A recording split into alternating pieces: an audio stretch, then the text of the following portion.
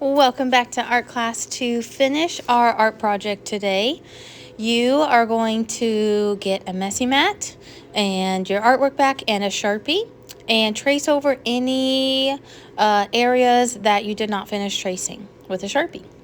Next, you're going to be using these oil pastel sets at your desk to add color to our artwork. We are going to be coloring in everything with oil pastels except for the sails. And I have a very special way we're going to add color to the sails. So when we're working with oil pastels, we are going to color in most of it, and what's so fun is that you can use a variety of different colors for your water and for your sky. And then when you're done applying them with the oil pastel, then you can use your finger to rub them or blend them in, or you can use a white oil pastel to help blend the colors together. So what happens is when you're blending, it actually kind of smudges the oil pastel around and fills in all of the white areas of the paper that you may have left over.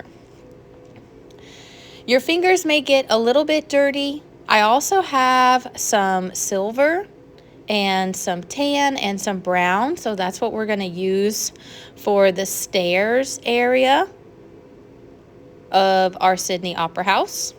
There's also a lot of different grays, a lot of different tans, a lot of different browns. So you can use a variety of different tans and browns. I started smudging and then I realized that I still had blue on my finger. So you may want to smudge with a different finger that you use to smudge the blue with, or just blend it in with a white oil pastel instead. For your background sky, think about using like a light color blue. I used like a teal-ish blue, really light teal, like corally color blue, and I'm just spreading it all over the white area, and then you can decide to blend this in or not. It is quite a large area for blending. You can use a white oil pastel and go over the top, or you can just blend it with your finger. Whatever one works best for you. I only have so many white oil pastels at the table, so you will have to share. You will also want to use the white oil pastel over the cloud areas as well. So blending with the white or using your finger to blend and then using them in the clouds. Next, we're going to do a fun watercolor with markers. So you're going to get a piece of aluminum foil and you're going to pick out some markers in the marker section. You can pick out maybe 5 different colors, whatever you want. And you're going to apply it to the aluminum foil.